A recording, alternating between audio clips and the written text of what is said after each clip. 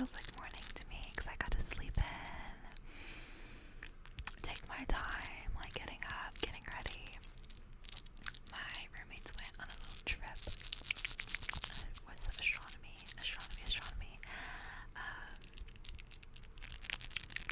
They're both officers in our astronomy club on campus, which love that.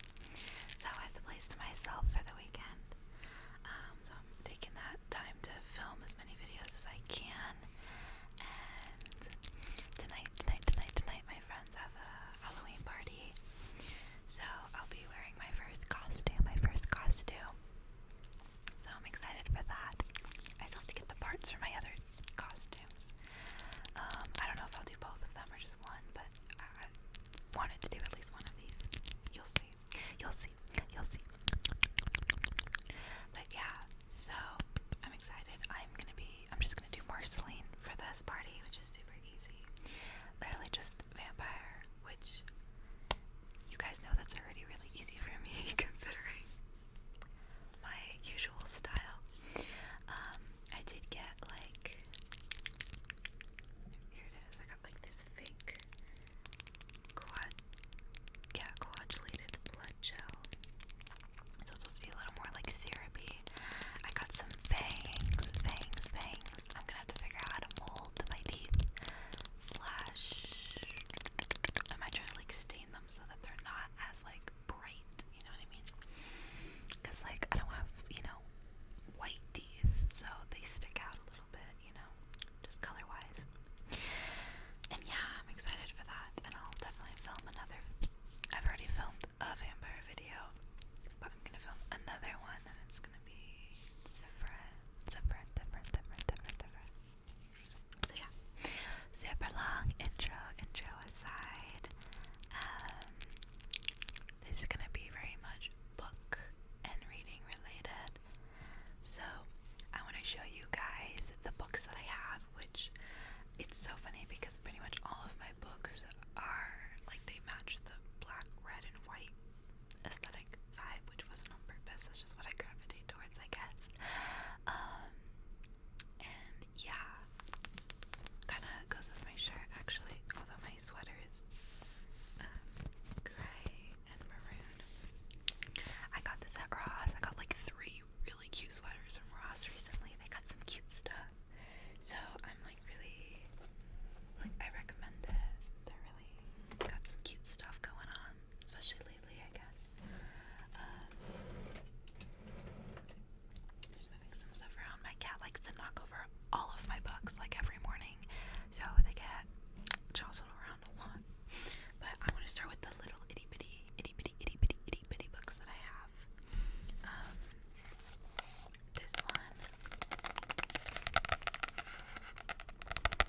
This one I was so freaking excited to find.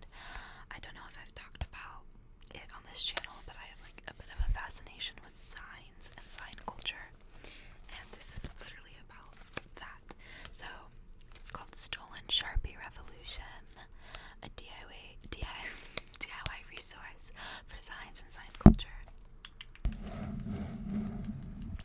There's this copy and destroy, and I would love to read this in a video for you guys.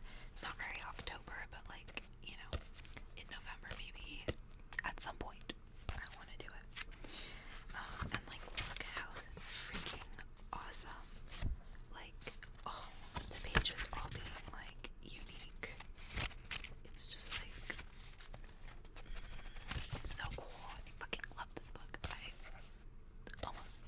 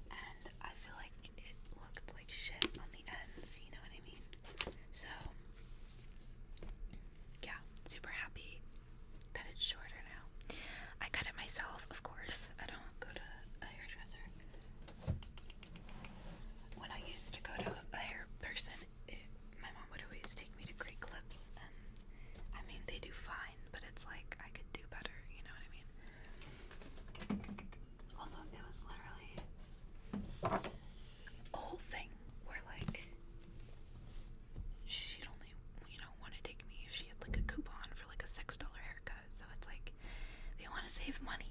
Like, I'll just cut it myself. Like, we don't have to spend anything.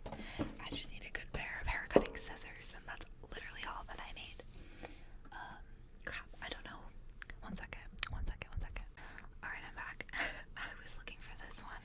It fell in between two other books, that's why I couldn't find it. Love Poems of Catalyst. I read this one at the cemetery. It was a video I did with my friends.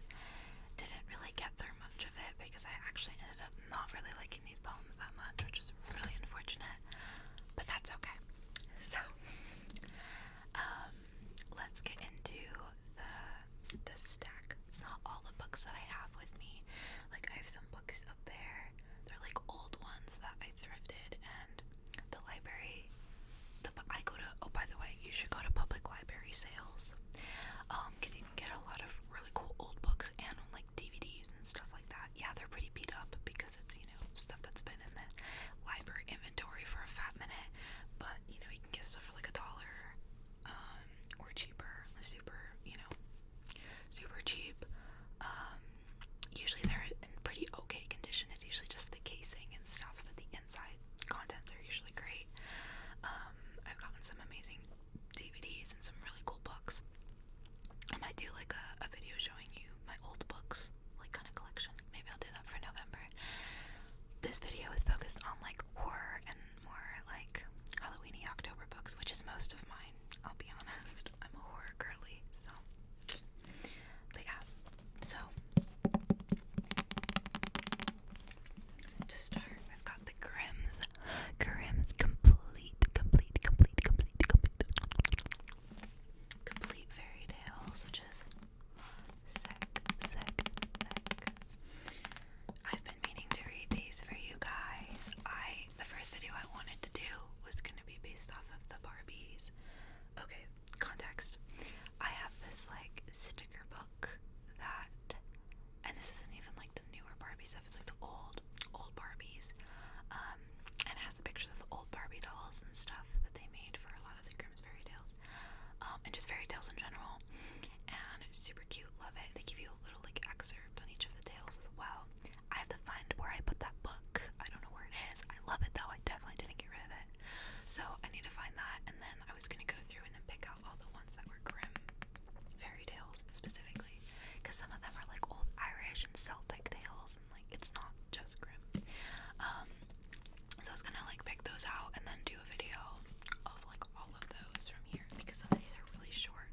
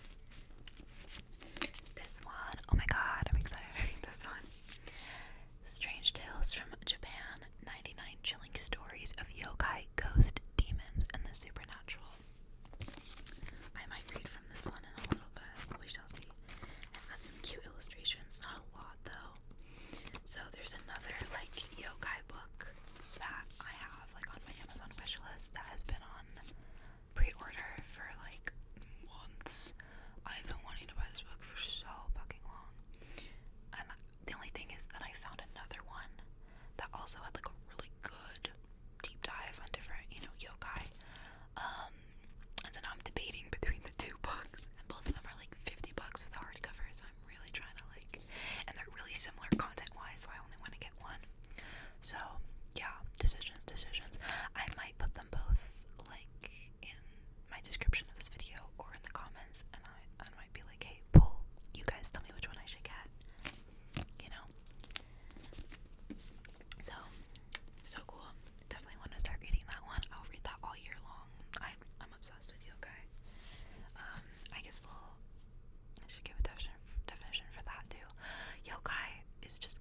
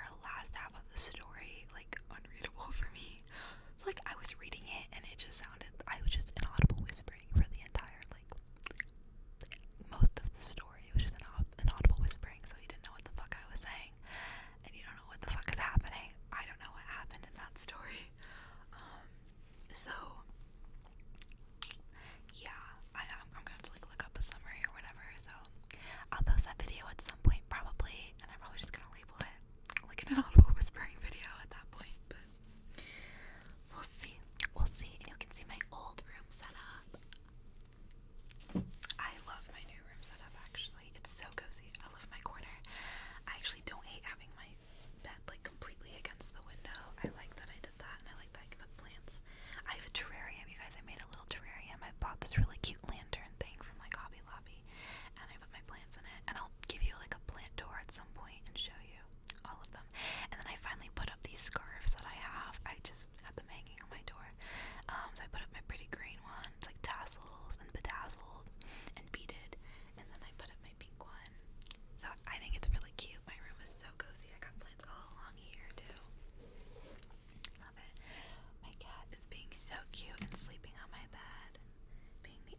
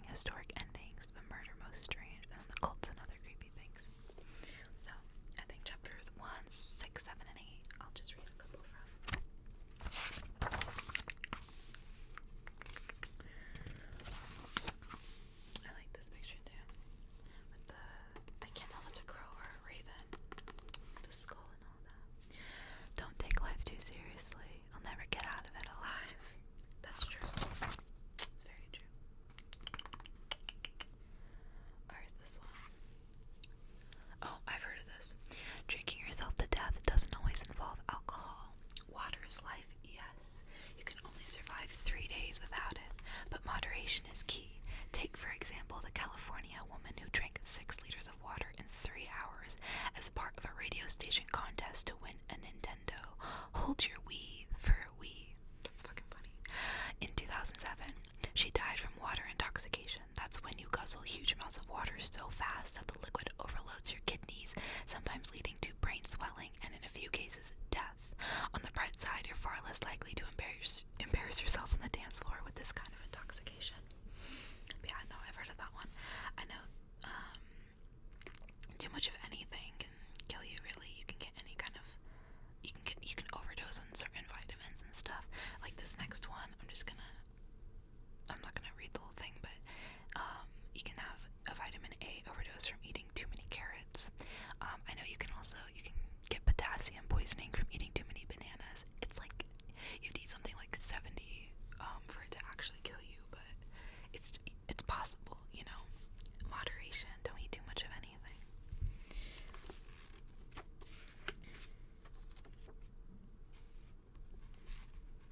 Let's see.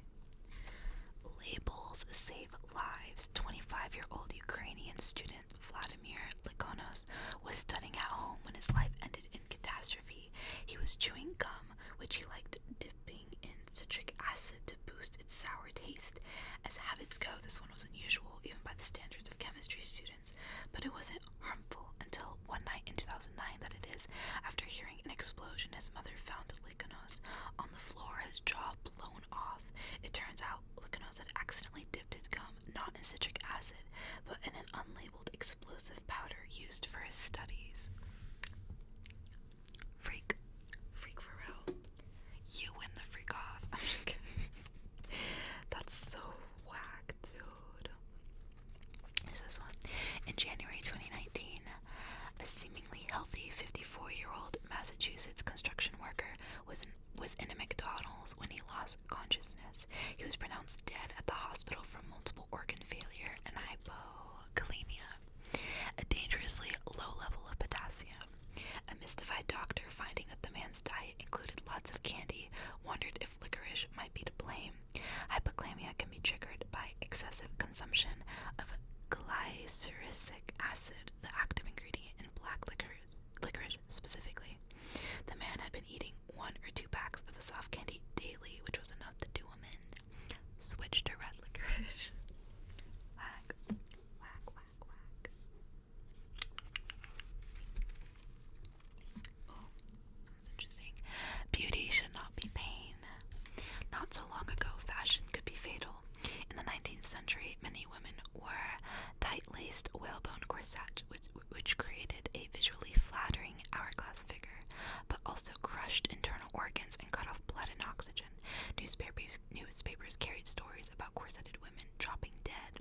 In one famous 1894 case, a married couple was performing a play in London when the wife collapsed off stage and died after the second act. A doctor later determined that her tight corset had exacerbated her heart condition. The husband and the rest of the cast were understandably very distressed, but they went ahead and performed the rest of the show. Damn. I like the little cunty picture of woman in the corset. Give the coffin a good shake.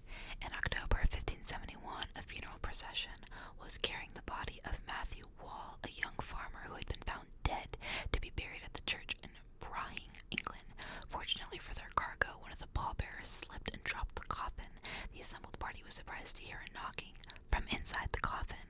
Wall turned out to be just fine, thank you very much, though in another hour he might not have been. He lived another 24 years, though one wonders what he thought every time he went to sleep. That's fact. I've heard of that before.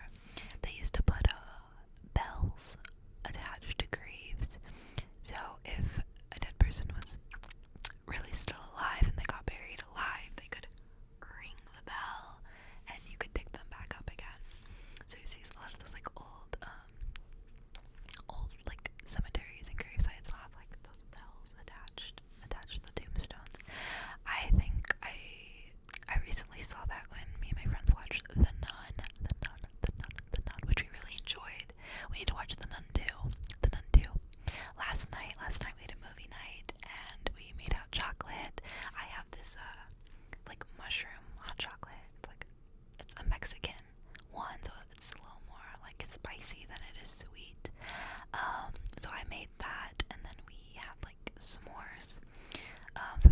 went somewhere and we watched Sinister, which is a pretty good movie. It's a pretty good movie. I think we're gonna try to watch Blair Witch Project next. I really like the found films kind of movies. I think that'll be the trend that we keep. We watched Trick or Treat, like earlier this week too. I think that one was. I really like Trick or Treat. I recommended that one. It doesn't feel long. Like it feels like this really good pacing. It doesn't drag on too much. I have a really short attention span, so I appreciate that. Some other horror movies that I really like. I like some funny, silly ones. So, like You're Next, and Ready or Not. Because those are like black comedies. I don't really find them scary, but I mean, I guess they do have their moments for some people, probably. And what's the new one? It was made by the same people who made Ready or Not, but it's like with the little girl vampire. It's not Annabelle. I don't think anyway. I don't think. It was like super recent. It even has what's the actor? Angus Cloud in it. Which this movie came out after he had died, so that was really bittersweet for me. And also it's Catherine Newton, which I love her. She's in was it Lisa Frankenstein? Yes. And I knew her from Freaky, where she like body swaps the serial killer. That one's also really funny. I like that movie. I'm a fan of like the funny like horror comedies. I don't know.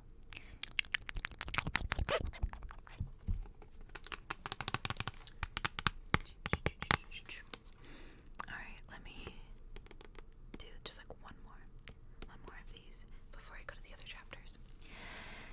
Have you noticed your walls glowing? Things went bad fast for a family who moved into a new apartment in Ukraine's Donetsk region in 1981. The 18-year-old daughter died that year, followed soon after by her 16-year-old brother and then their mother, all from leukemia. Then neighbors fell ill. After another family moved in, their teenage son died. To dispel rumors of a curse, investigators studied the apartment in 1989 and discovered a tiny capsule packed with radioactive isotope cesium-137 embedded in the wall. The capsule had been accidentally bundled with building materials from a nearby quarry where it had been used as a part of a measuring device. Why builders seemingly just shrugged their shoulders after losing a potentially lethal tool is a question for another day. That's fucked, though. So many people died because of that. It was negligence, literally.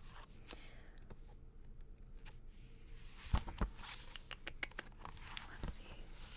I should have looked at what page the other chapters are on. Let's see, 145 for the historic endings.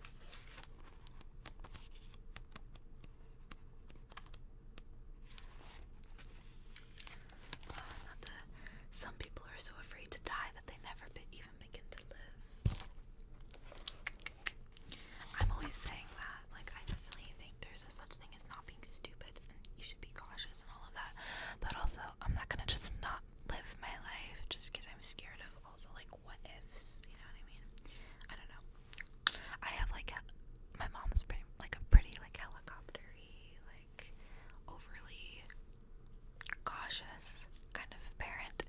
And while I totally get that, I'm not gonna just not live my life just for the sake of playing it safe, you know what I mean? Alright. There's this one. Every now and then, infrastructure simply requires a human sacrifice. Frustrated by how the rushing water and soft riverbed damaged construction of Japan's Ahashi Bridge in the 17th century, workers resorted to a tried and true solution: human sacrifice. Legend has it that several old buildings and bridges throughout the country have the bodies of some unfortunate victims of Hitobashira moldering somewhere inside to steady the structures. Ohashi's workers decided the first man to cross the still unfinished bridge wearing hakama trousers would be the lucky winner. An ill-fated local named Gensuke, who happened to be wearing the fatal pants, was duly grabbed and buried in the riverbed under the bridge's middle stretch, strengthening it for centuries and likely reducing the demand Hakama pants. That's fucked.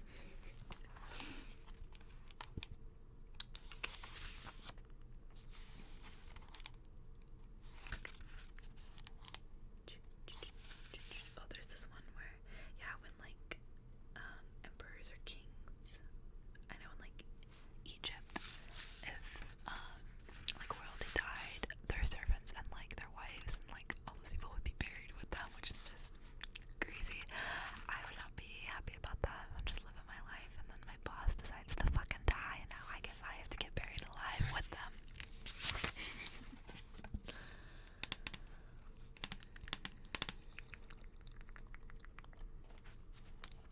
Don't cross a royal.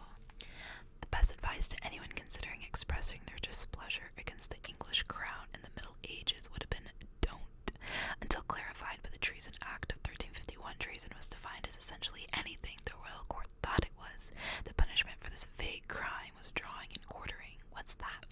Well, it was also nebulous, but it could include hanging until only mostly dead, followed by live disemboweling,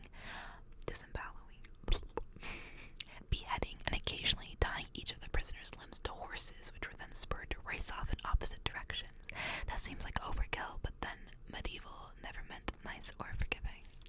Very true. Public decency is little consolation when being buried alive. Whereas men convicted of treason in ye old England were drawn and quartered, female traitors had a different end waiting for them, being burned at the stake. Why the gender separation, you ask? It was apparently for their own good. Renowned legal expert William Blackstone wrote in the 1960s that dying in a slow, excruciating pain was better for women because at least they stayed fully clothed. He argued that the decency due to the sex forbids the exposing and publicly mangling their bodies. Despite that small mercy, Blackstone did point out that being burnt alive feels as terrible as more male-centric executions. Of course. Like, oh, that's so sweet, thank you. There's something so cunt about being buried alive, though. I remember for my Inktober drawings in, like, high school, I think I did, one of them was roasted, and I just drew a bitch burn at the stake. It was cunt. What can I say? I'll definitely have to give you guys like a sketchbook tour once I finish all of my Inktober drawings.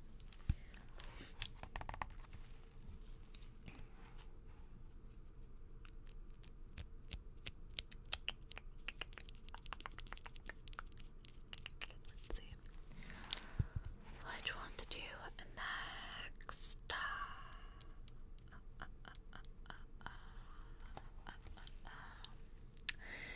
Being licensed to practice medicine should really be the bare minimum. In the early 20th century, the state of Washington licensed people as fasting specialists. One was Dr. Linda Hazard. She had no medical training, who thought occasional semi-starvation was one way to good health. At least a dozen patients died from alternative cures, which included sustained fasting, aggressive massages, and many enemas, but that might have been the goal. Hazard also had a habit of seizing her patients' money and property, clothes, jewels, even land. Still, she practiced what she preached, dying in 1938 after trying her very own fasting cure.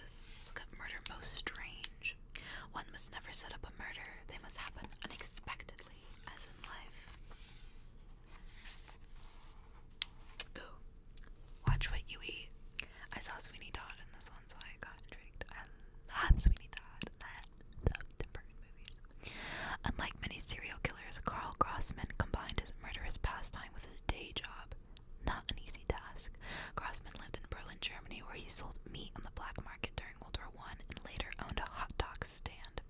In his spare time, authorities believe he lured dozens of women, some of them as employees, other homeless or prostitutes, to their death in his apartment where he brutally butchered them.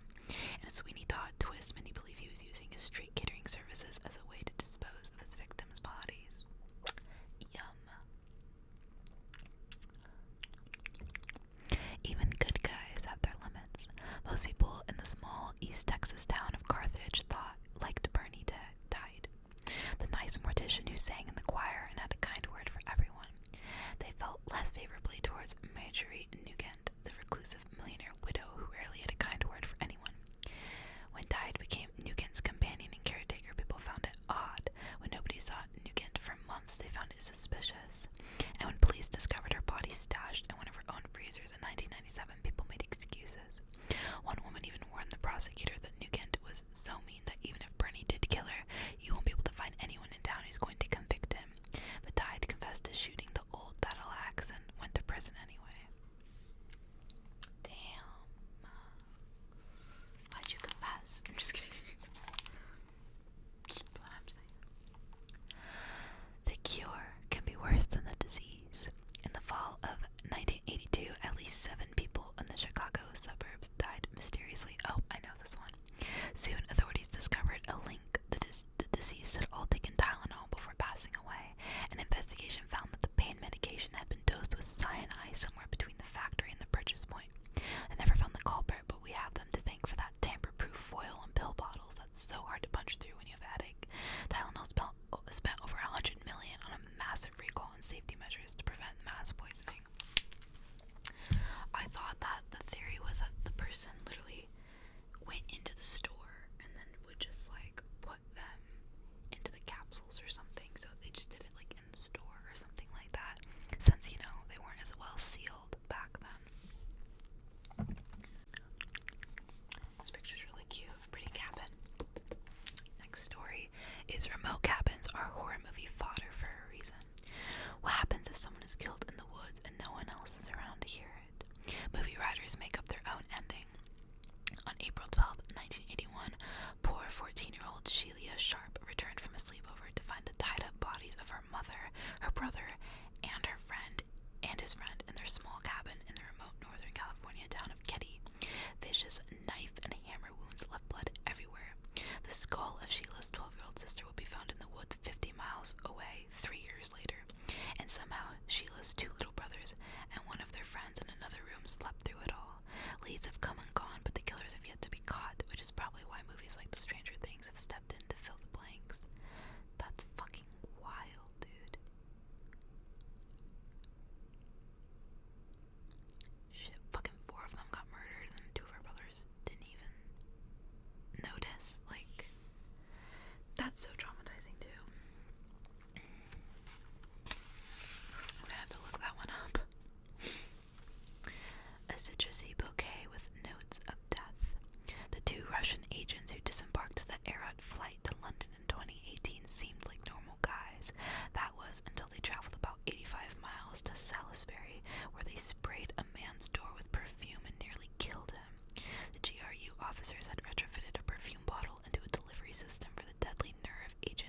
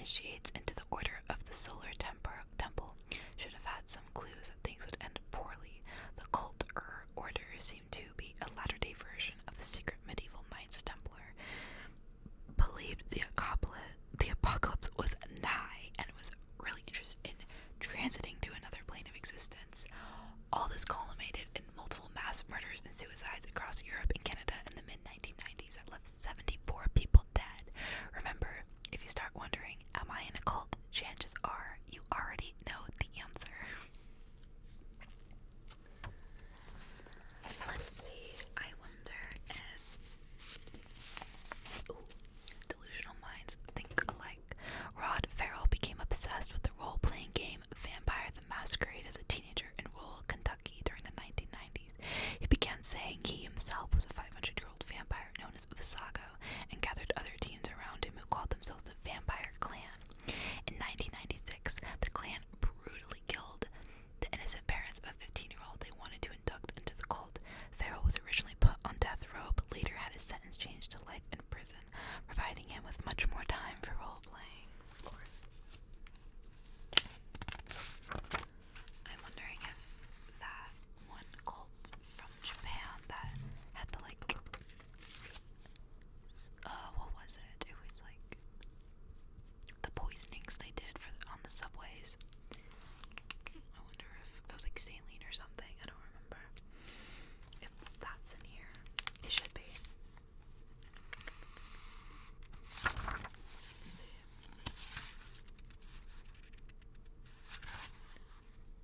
Oh, this is crazy. Saying no to the wrong person can cost you your life. That's what happened to Junko. Sorry. If you ever heard of, about the Hello Kitty murder, then you know what I'm talking about. The Chinese cult Church of the Almighty God started in the early 1990s.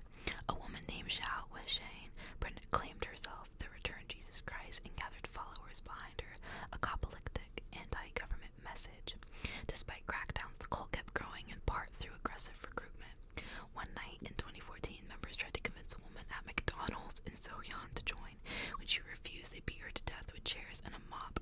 Two of the killers were executed. For some reason, the court didn't believe their argument that the completely random innocent victim was in fact a demon in disguise.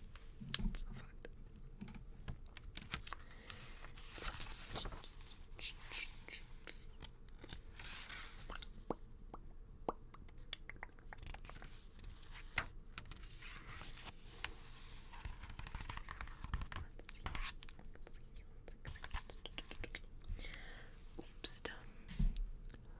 Look out for flaming red flags. The movement for the restoration of the Ten Commandments of God started in Rwanda in the late 1970s as a Roman Catholic cult based around appearances of the Virgin Mary. Eventually, the group split from the church, built up membership in Uganda, and created its own theology based on the end of the world. The date of the supposed apocalypse kept changing, but they finally settled on 2000. When nothing happened, the cult leaders set fires at multiple sites in Uganda in a mass murder that killed close to 800 people. More than 500 of those, including children, were burned alive in a church that had its doors and windows nailed shut. Yeah. That's so messed up, dude. Let's see. Oh, this is cool. No, it's true. I read it online. The urban legend of Slenderman first appeared in 2009 in an online forum called Something Awful. That doesn't mean that the tall, faceless phantasm known for creeping out terminally online kids before disappearing never crosses into the real world. In 2014, a teenage girl was stabbed nearly to death in the Wisconsin woods by a pair of 12-year-old classmates. The girl was apparently wanting to impress Slenderman. This would have been challenging since the Slenderman character is always rendered as mouthless and faceless, and thus has no obvious means of expressing approval or disapproval, literally.